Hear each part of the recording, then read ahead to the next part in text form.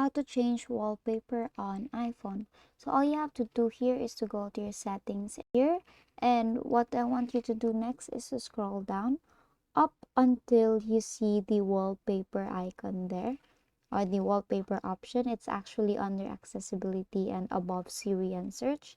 Tap on that, and here you will see all different wallpaper that I've actually have used.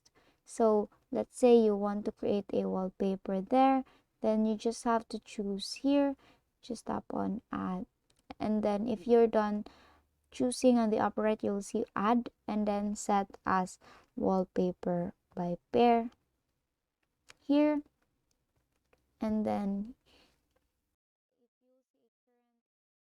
you'll see current there. Now you'll see this current here, it's above the wallpaper that you've actually chose. Now if you go back to your home page, you will actually see that you have successfully changed your wallpaper. And basically that is how you change your wallpaper on an iPhone, and that is all for today. If this video helped you, please give us some thumbs up and subscribe to our YouTube channel for more tutorials.